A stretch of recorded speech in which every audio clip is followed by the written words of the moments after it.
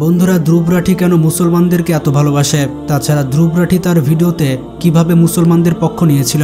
তাছাড়া মুকেশ আম্বানি তার ছেলের বিয়েতে এমন কি করেছিল যা দেখে পুরো পৃথিবীর মুসলমানেরা লজ্জা পেয়ে গিয়েছিল? তাছাড়া আপনি হয়তো জানেন না, বলিউডের নায়িকারা কুরআন তেলাওয়াত করতে পারে। আজকের এই ভিডিওতে আমরা ইন্ডিয়ার এমন কিছু সেলিব্রিটিদের দেখতে চলেছে যারা ইসলাম ধর্মকে ভালোবাসে এবং সবসময় ইসলাম ধর্মের পক্ষ নেয়।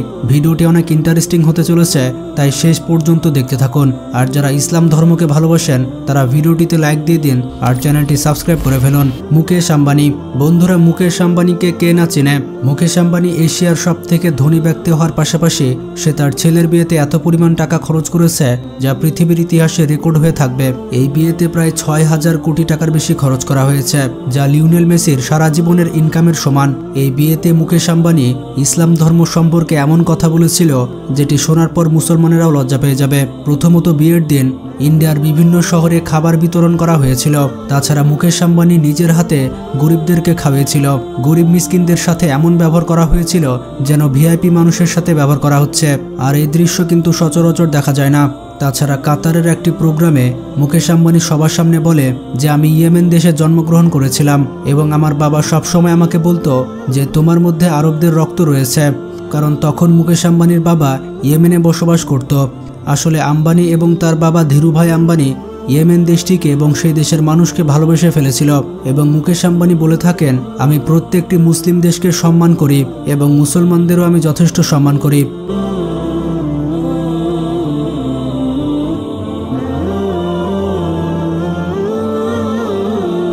এরপরে রয়েছে তাপসি পান্নু। তাপসি পান্নু বলিউডের সবথেকে খ্যাতিমান অ্যাক্ট্রেসদের মধ্যে একজন।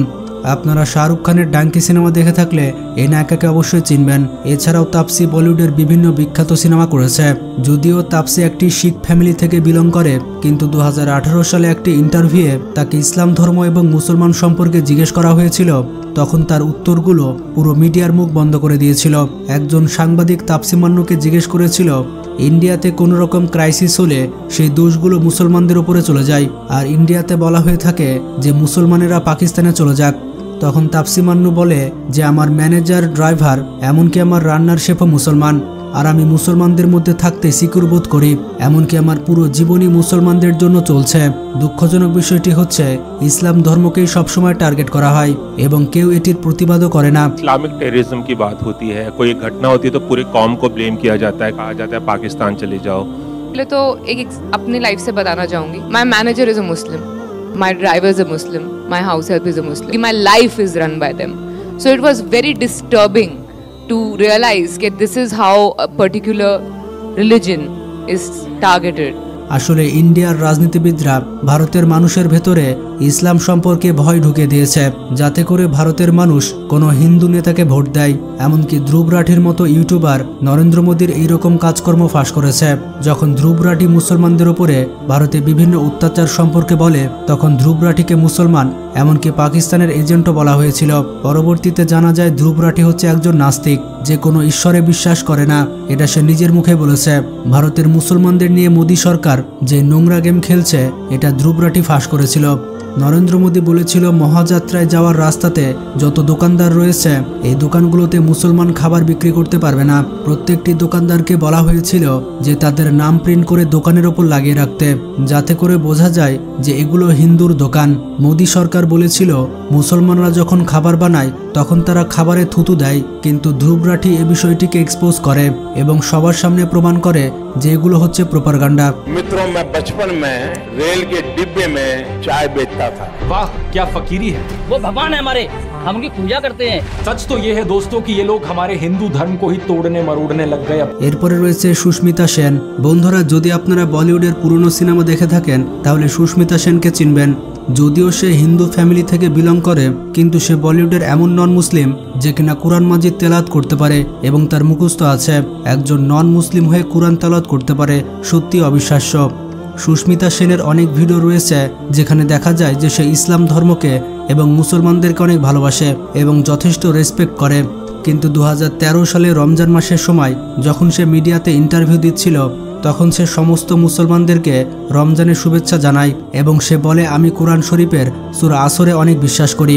অবাক করা বিষয়টি হচ্ছে সে বিসমিল্লাহ পড়ে এবং সে সূরা আসর তেলাওয়াত করে এবং সে কুরআনকে অনেক ভালোবাসে, এটা সবার সামনে প্রকাশ করে। এমনকি একটি ইন্টারভিউয়ে যখন তাকে মুসলিম মেয়েদের হিজাব সম্পর্কে জিজ্ঞেস করা হয় তখন সে উত্তর দেয় হিজাব করা মুসলিম মেয়েদের চয়েস, আর এটা হচ্ছে তাদের অধিকার। আর সব ধর্মের সব মানুষেরই উচিত যে মুসলিম মেয়েদেরকে সম্মান করা। আমার মতে সুস্মিতা সেনের যে ইসলাম ধর্ম সম্পর্কে কনসেপ্ট রয়েছে তা টিকটকে যে সকল মুসলিম মেয়েরা নেচে বেড়ায় তাদের থেকে অনেক ভালো। आप सबको तहे दिल से रमज़ान के इस मुबारक मंथ की बहुत बहुत शुभकामनाएं। मैं इस सूरे में बहुत बिलीव करती हूँ कि बिस्मिल्लाहिर्रहमानिर्रहीम वलस्र इन्नल इंसाना लफी खुस्रिन इन्नल लज़ीना आमिनु व आमिलुस सालिहाति व तवासौ बिल हक़। অমিতাভ বচ্চন বলিউডের সব থেকে বড় অ্যাক্টরদের মধ্যে একজন এবং সে তার জীবনে প্রায় 200টির উপরে সিনেমা করেছে। কিন্তু অমিতাভ বচ্চন বলে যে তার জীবনে এমন একটি সময় এসেছিল যখন সে একেবারে ডিপ্রেশনে চলে গিয়েছিল। তার এত ধন সম্পদ থাকার পরও সে কোথাও শান্তি পেত না। তখন তার একটি মুসলিম বন্ধু তাকে বলে যদি সে জীবনে শান্তি চায় তাহলে কুরআন মাজিদ তেলাওয়াত করতে শুরু করে দাও। তো অমিতাভ বচ্চনের বন্ধুর উপদেশ অনুযায়ী সে ট্রান্সলেটেড ইংরেজি কুরআন পড়তে শুরু করে আর কুরআন মাজিদ তেলাওয়াত করার কারণে তার টেনশন দূর হয়ে যায়। এই বিষয়টি অমিতাভ বচ্চন নিজেই স্বীকার করেছে আর ওই সময় নিউজ চ্যানেলে এই বিষয়টি ছড়িয়ে পড়েছিল। অমিতাভ বচ্চন কুরআনকে শুধুমাত্র একটা বই হিসেবে পড়েছিল, তাই এত শান্তি পেয়েছিল। কিন্তু যদি অমিতাভ বচ্চন মন থেকে এই কুরআন তেলাওয়াত করত তাহলে তার কাছে পুরো দুনিয়াই পাল্টে যেত, হয়তো সে এতদিন মুসলিমও হয়ে যেত। बॉलीवुड बिग बी अमिताभ बच्चन दिल के सुकून और अच्छाई की तलाश में कुरान पाक पढ़ने लगे। पूरी दुनिया के दिलों में घर करने वाले बॉलीवुड बिग बी अमिताभ बच्चन का दिल खुद बेचैन है। उन्हें सुकून दिल और हालात पुरअमन रखने के लिए किसी ने मशवरा दिया कि कुरान पाक पढ़े। इस हदायत पर अमल करते हुए जब अमिताभ बच्चन ने कुरान पाक का मुतालिया शुरू किया तो हैरत अंगेज तौर पर उन्हें करार आया। এরপরে রয়েছে পরেশ রাওয়াল বলিউডের সব থেকে ট্যালেন্টেড অ্যাক্টরদের মধ্যে একজন। তার হেরাফেরি সিনেমা এবং চুপচুপকে সিনেমা মানুষের মধ্যে সব থেকে বেশি জনপ্রিয় হয়েছে।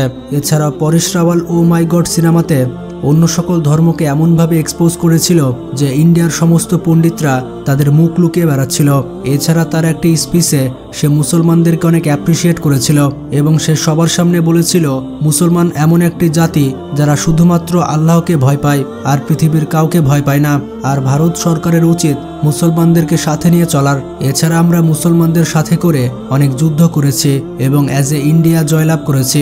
সে আরও বলে মুসলমানরা সব থেকে বেশি নবীকে ভালোবাসে, তারা আল্লাহ এবং নবীকে ছাড়া পৃথিবীর আর কারো কাছে মাথা নত করে না। বন্ধুরা, সত্যি পরেশ রাওয়ালের কথাগুলো একেবারেই সঠিক। और मैं एक बात बता दूं, ये कौम सिर्फ अल्लाह से डरने वाली कौम है, किसी के बाप से नहीं डरती ये कौम। ये सिर्फ अपने नबी करीम से डरने वाली कौम है। তো ভিডিওটি কেমন লাগলো কমেন্ট করে জানাবেন। যদি ভালো লেগে থাকে তাহলে বন্ধু বান্ধবদের সাথে শেয়ার করতে পারেন। আজকে পর্যন্তই, ভালো থাকবেন, আল্লাহ হাফেজ।